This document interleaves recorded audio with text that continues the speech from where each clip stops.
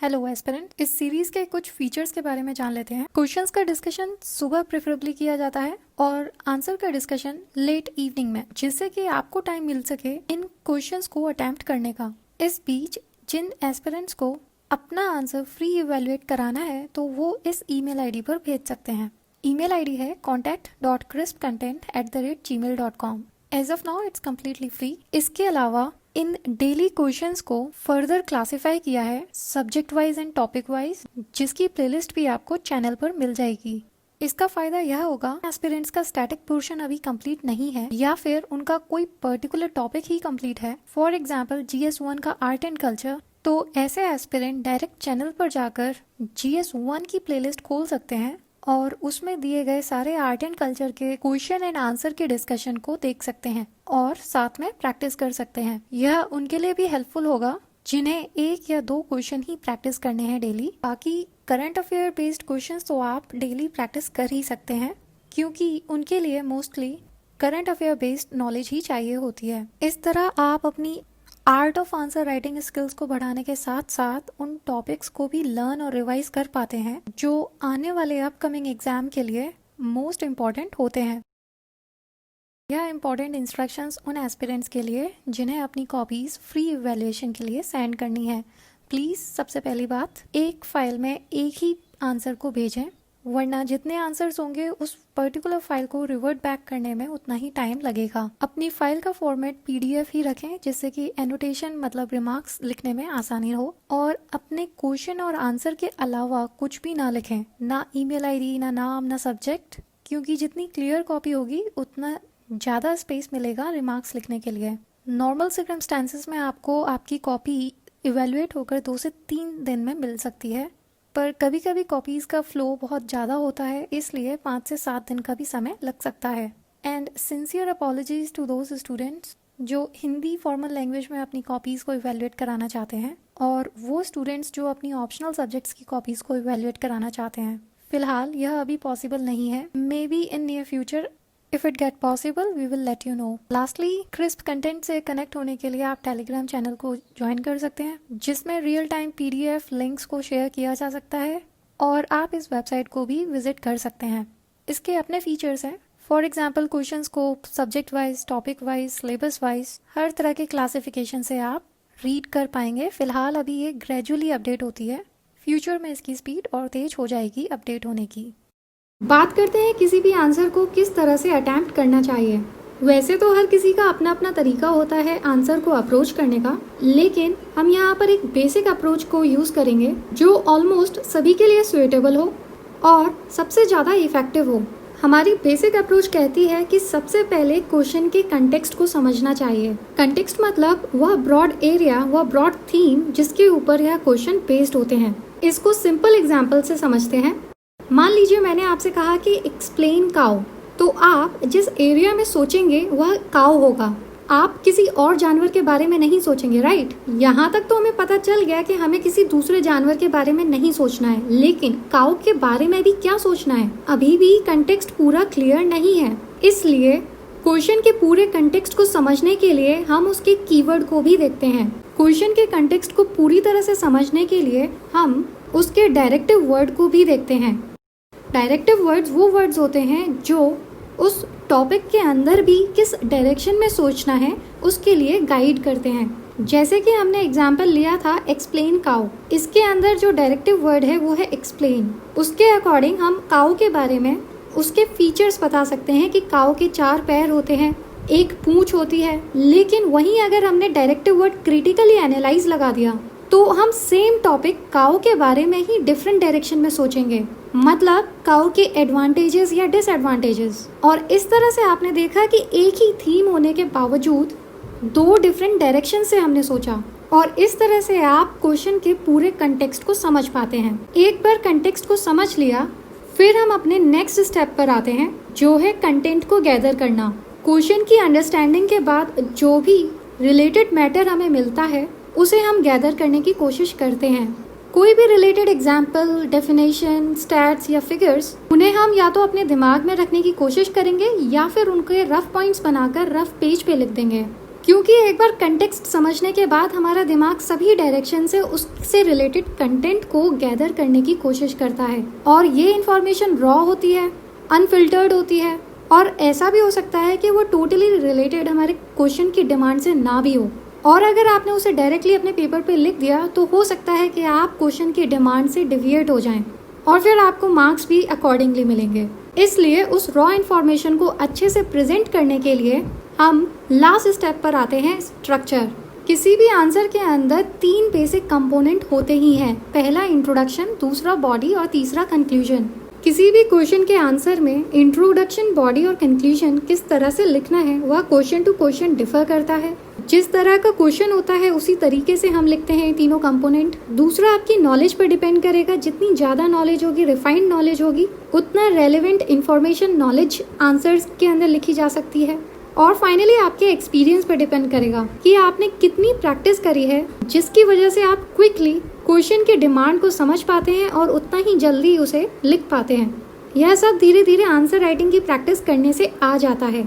और इस तरह से अगर आपको क्वेश्चन का कंटेक्स्ट समझ में आ गया, फिर आपको पता चल गया कि कंटेक्स्ट से रिलेटेड मतलब क्वेश्चन की डिमांड से रिलेटेड क्या कंटेंट लिखा जा सकता है, आपने अप्रोच के दूसरे स्टेप के अकॉर्डिंग कंटेंट को गैदर भी कर लिया और फिर रियल पेपर पे आपने स्ट्रक्चर कर दिया, तो इस तरह से आपका आंसर कंप्लीट हो जाता है।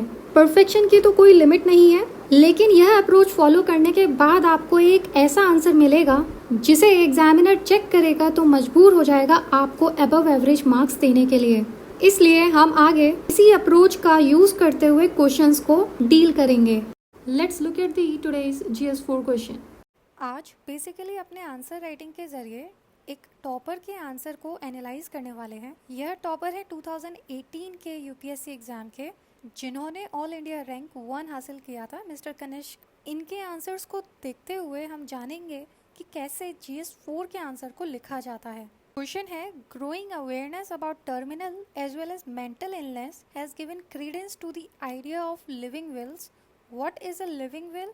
Discuss the ethical issues to be considered from an individual as well as social perspective to formulate and implement it. Question basically पूछ रहा है कि आजकल के ज़माने में टर्मिनल और मेंटल इलनेस के बारे में अवेयरनेस बढ़ती जा रही है। इसकी वजह से लिविंग विल्स को बनाना या जो आइडिया है काफ़ी यूज़ किया जाता है। तो लिविंग विल है क्या और इससे रिलेटेड क्या एथिकल इश्यूज़ हैं, इंडिविजुअल और सोशल पर्सपेक्टिव से हमें बताने हैं। क्वेश्चन के कंटेक्स्ट को समझेंगे। सबसे पहले स्टेटमेंट दिया है, टर्मिनल और मेंटल इलनेस की अवेयरनेस बढ़ती जा रही है। टर्मिनल इलनेस होता है जो लंबे समय तक बीमारी चलती है। मेंटल इलनेस मतलब जो हमारे माइंड से रिलेटेड होती हैं, उनकी प्रॉब्लम आ जाना, जैसे कि इंसान के अंदर किसी भी तरह के बिहेवियरल चेंजेस आना, डिप्रेशन, पर्सनालिटी डिसऑर्डर्स। अब इन दोनों में कॉमन चीज़ें ये होती हैं कि काफ़ी लंबे समय तक चलती हैं और धीरे धीरे इंसान की सिचुएशन ख़राब होती जाती है। मतलब जो इंसान है वो ज़्यादा धीरे धीरे ऐसे बीमार होता जाता है, तो उसे पता होता है कि मेरा एंड आ सकता है, और एक पॉइंट पर ऐसा भी होगा कि उसका दिमाग कॉन्शियस ना रहे और इसी वजह से कॉन्शियसली वो किसी तरह का डिसीजन नहीं ले पा सकता। इस अवेयरनेस की वजह से लिविंग विल्स का जो आइडिया है उसे ज़्यादा एक्सेप्टेंस मिल रही है कि जब तक उनका दिमाग चल रहा है, जब तक वो समझ पा रहे हैं, तो वो अपना लिविंग विल बना दें। अब आगे क्वेश्चन का जो कीवर्ड है, डायरेक्टिव वर्ड है, सबसे पहले बताना है कि लिविंग विल होती क्या है, और फिर ऐसे एथिकल इश्यूज़ को डिस्कस करना है। इंडिविजुअल को भी फेस करने होते हैं, उनके सामने आते हैं, और सोशल पर्सपेक्टिव से भी। आई होप यहाँ तक आपको थोड़ा कंसेप्ट क्लियर हुआ होगा। कंटेंट इसका बुक से मिल सकता है, और कोशिश करिएगा कि ये टॉपिक के बारे में आप उन्हीं बुक से पढ़ें जिनको आप रेफ़र करना चाहते हैं आगे भी, जिससे कि मेंस एग्ज़ाम के लिए आप जब फुल प्रिपेयर कर रहे होंगे GS4 को, तो दोबारा जब आप इस टॉपिक को पढ़ेंगे तो एक तरह से रिवीजन ही लगे। अदरवाइज़ तो आप गूगल को भी यूज़ कर सकते हैं। बेसिक कंसेप्चुअल अंडरस्टैंडिंग की ज़रूरत है इस टॉपिक के बारे में। फिर एक बार कंटेंट आपके पास आ जाएगा तो आप इंट्रोडक्शन के लिए जैसे क्वेश्चन की डिमांड है उससे शुरू कर सकते हैं, लिविंग विल के बारे में बता सकते हैं, और फिर बॉडी के अंदर डिस्कशन कर सकते हैं एथिकल इश्यूज़ का। डिस्कस मतलब होता है जितने भी व्यू पॉइंट से हम बता सकते हैं चीज़ें पर्टिकुलर टॉपिक के बारे में। यहाँ पर हमारा टॉपिक है लिविंग विल्स, उन्हें हम लिस्ट आउट करेंगे और फाइनल कंक्लूजन के अंदर अपनी बैलेंस्ड ओपिनियन देकर आंसर को कंप्लीट करेंगे। कोशिश करिए इस आंसर को अटेम्प्ट करने की, फिर बाद में हम देखते हैं कि टॉपर ने किस तरह से इस आंसर को अप्रोच किया है। अगला क्वेश्चन है, in order to improve the bureaucratic work culture and productivity there is a need to downsize government and privatize some of the services, critically discuss with examples.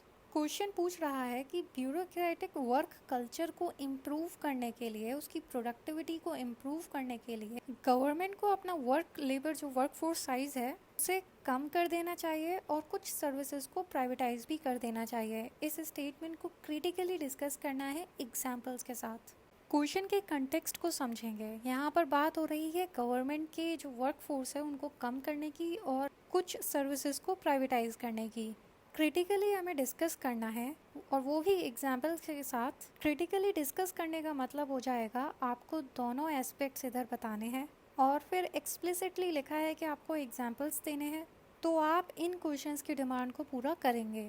Content के लिए तो आपको पता है या करंट अफेयर्स का topic है और ये इशू किसी न किसी फॉर्म में आता रहता है, लेकिन आप एग्ज़ाम रूम में बैठे होंगे और आपको सारे पॉइंट्स गैदर करने होंगे, तो एक एनालिटिकल अंडरस्टैंडिंग की ज़रूरत होती है। जो अभी से जो भी आप न्यूज़पेपर पढ़ते हैं उनको वाइडर पर्सपेक्टिव से पढ़ के पहले से ही इन क्वेश्चन के लिए तैयार हुआ जा सके। लेकिन आपको ये भी ध्यान रखना है कि GS4 का है तो GS4 रेलेवेंट चीज़ें ही आए, क्योंकि फिर आंसर अपने सेंट्रल पॉइंट से डिविएट हो जाएगा। तो कोशिश करिए कि आप रेलेवेंट चीज़ें ही लिखें। स्ट्रक्चर की बात करते हैं। इंट्रोडक्शन की शुरुआत आप इस इशू के बारे में ओवरव्यू देकर कर सकते हैं और फिर बॉडी के अंदर दोनों एस्पेक्ट, जैसे कि यहाँ पे दिया है क्रिटिकली डिस्कस, तो आपको दोनों एस्पेक्ट बताने हैं। क्या एडवांटेजेस हो सकते हैं गवर्नमेंट को डाउनसाइज करने के और प्राइवेटाइज करने के, और फिर उससे रिलेटेड जो कंसर्न है एक तरह से डिसएडवांटेजेस, उन्हें आप लिस्ट आउट करेंगे। और फाइनली कंक्लूजन के अंदर, जैसे कि हम हमेशा कोशिश करते हैं कि एक बैलेंस्ड ओपिनियन देकर आंसर को कंप्लीट कर सकते हैं। इंटरेस्टिंग क्वेश्चंस हैं, आप इन्हें अटेम्प्ट कर सकते हैं, एटलीस्ट अटेम्प्ट करने की कोशिश कर सकते हैं। इनके आंसर्स थोड़े टाइम बाद हम देखेंगे कि टॉपर्स कैसे देते हैं। फाइनली बात करते हैं कि ऐसा कौन सा एक्स फैक्टर होता है ऐसे कैंडिडेट के बीच जिसकी नॉलेज टॉपर की नॉलेज के इक्वली होती है, पर फिर भी उसे टॉपर से कम मार्क्स मिलते हैं। ऑलमोस्ट किसी भी टॉपर की कॉपी अगर आप उठाएंगे तो उसके अंदर कुछ चीज़ें कॉमन दिखाई पड़ेंगी। पहला, जितना भी पॉसिबल हो उतना ये पॉइंट में बनाकर आंसर देते हैं, कीवर्ड्स के नीचे अंडरलाइन करते हैं जिससे कि एग्जामिनर की अटेंशन डायरेक्टली उन कीवर्ड्स पे जाए। तीसरा, आंसर के अंदर विजिबिलिटी बनी रहे उसके लिए शॉर्ट पैराग्राफ्स बनाते हैं 5 to 6 लाइंस के। डिपेंड्स ऑन इंडिविजुअल हैंडराइटिंग, जितना पॉसिबल हो वहाँ पे फ्लो चार्ट्स, डायग्राम, मैप लगाने की कोशिश करते हैं और इस तरह से एक एक्स फैक्टर आंसर के अंदर आ जाता है और उनकी कॉपी दूसरों की कॉपी से अलग दिखाई पड़ती है। आप भी इन बातों का ध्यान रखिए, डेली आंसर राइटिंग करते रहिए जिससे कि ये सारी चीज़ें आपकी आदत में आ जाए। इतना ही इस वीडियो में। Keep writing, all the best, see you in the next video.